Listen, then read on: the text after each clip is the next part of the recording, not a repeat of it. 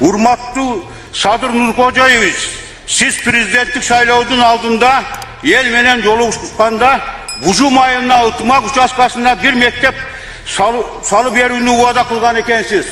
El uşu uadaсын prezidentke eskertip koyup jönöttü. Siz 26. yılga uşu mektepti iş planga kirgizip berişinizi suranamın. Özünüz jeke közmönüңүzгө alыңыз. Mende video zapисlerim var. Vardığı turat. Assalamu alaikum улуу жыйындын катышуучулары. Мен бүгүнкү кайрылуумду ырырдабай, декламация айтпай элге кайрылайын дедим. Эң биринчи кайрылуум депутаттарга эле биздин келечекте 4 жылдан бери көтөрүлүп аткан элдик курултай маселеси боюнча мыйзамдарына өзгөртүү, толуктоо киргизип берүүнү бирден бир талап кылат элек, сурагып келет. Анткени биринчи элдик курултайдан кийин каралган биздин элдик курултайыбыз колобок боюнча калып калды, буту колун кесип таштады. Бул биздин келечегибиз курултай. Ата бабасынан калган насил салттар, ушуну биз дагы бир жолу кайталап кетет элек. Келечегибиз бир эле эки доско керек эмес. Бул жалпы элге да керек. Эртең эле биздин арабызга да келебиз, депутаттар эсиңерде болсун. Экинчи маселе кадр маселебиз өтө начар. Ажыбызга айрылып кетейин. Эң биринчи билим берүү. Эң начарыбыз бизде билим берүү болуп атат, бардык жактан аксап атат. Саламат сактоо. Кадрларыбыз начар. Эрте менен бир врач болсо, терапевт болсо, түштө кардиолог, кечинде хирург болуп иштеп атат. Саламат сактоо. Бир эмес 3 жылдан бери катыңарды алдым. Чечейбаев болсо, эшинсен чечкен жок. Абдыкадырыңар болсо, отуруп кетти. Мен суранып кетет элем. Билим берүүгө, саламат сактоого транспорт министр, айыл чарба министр жана маданият министрлерине ажыбызга кайрылып кетем. Февралда, март айларында жергиликтүү жерден келип чечип берүүбүзүн сурап калат элем. Мен былтыр Адылбек Касымалиев мырзага жолукканда, ошол жерде сиз жана саламат сактоо министринин замын көргөнсүз Кызыл Жылыс айылына. Адамда эч нерсе чечилген жок. Кийинки маселе, жана айлык маселесин жооп коебуз. Айлык маселесин көтөрүп бериңиз. Бирок ички байлыгы, нукура, билим берүүбүз кандай болот? Ошондо талап кылып кетиңиз. Сизден сураныч. Бу жерде МЧС менен мелиорациянын ортосунда дагы чечилбеген маселе бар. Бир эле бизде эмес, бул Кыргызстан боюнча болсо керек. Анткени бири-бирине шылтап коет, бирине техника жок, биринде акыл жок.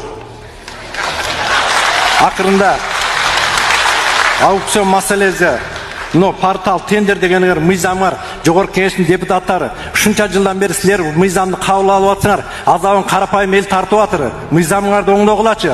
Келечекте оозуңуз, силердин өзүңөр келесиңер арабызга. Карапайым калкты жадатып да бүттүңөр, жүдөтүп да бүттүңөр. Уялбай бүгүн дагы 49-на шайланып келдиңер.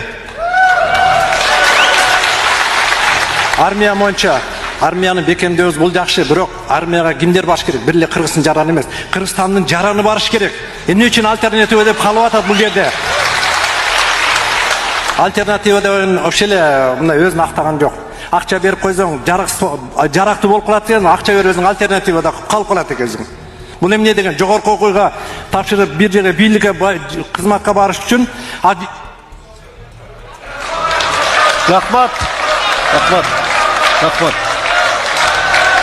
Ерлан Акимжанов.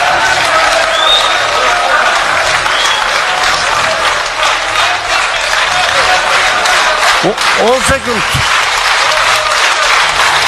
Сиздерден дагы бир сураныч. Кош берип койгула. 10 секунд кош болго. Бийлик бутагына барыш үчүн 50 000 сом экен тагдыры, Кыргызстан тагдыры. Бирок келечекте эмне деген нерсени күтүп атырбыз. Балдарды тарбиялаш үчүн 50 000 сом эмес, же 100 000 айлык эмес. Муну садык бала бакчадан баштап жогорку окуу жайын бүткөнчө тарбиялашыбыз керек. Биздин келечегибиз ушун жаштар деп коебуз. Жаштарды караган эч ким жок.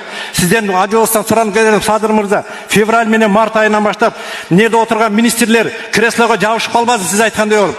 Жергиликтүү элдерди. Рахмат сизге, рахмат. Делегаттар, бир нерсени эсиңиздерге сала кетейин, азыр отураардан мурда. Мына 150 делегат азыр чыгып, трибунага чыгып сөз сүйлөй баштайсыздар. Анан баштаганда эле биринчи учурашасыздар. Анан жаңы жылыңар менен куттуктайсыңар, дагы бирденкени айтасыңар. Анан бийликти мактап баштайсыңар, кимиңердин айылыңарда жакшы иш жүрүп аткан болсо. Ошон үчүн баякы ошентип анан кийин жарым убактыңарды жеп коесуңар да, ошол сөздөр менен. Анан бүтпөй калдым деп, дагы сөз бер деп, тиги жерде дагы 1 мүнөт убакытты жейсиңер да. Ошондуктан Ошондуктан бийликти мактабагыла. Биз мактоого муктаж эмеспиз. Эгерде мактасаңар оппозиция менен баягы эмполорго дагы кудай берет. Мына дүжүрлөрдү чогултуп алыптыр, атайы мактатты, анан антти минтти деп ага дагы повод бербегиле. Сиздерди эл ушул жерге келип оюңарды, маселеңерди айткыла деп, көйгөйүңөрдү айткыла деп жиберди. Дароо эле аты жөнүңөрдү айтып туруп эле, районуңарды айтып туруп эле, анан эмне маселе менен келдиңер, ошол ишиңерди баштасаңар, ошондо 3 мүнөттө үлгүрөсүңөр.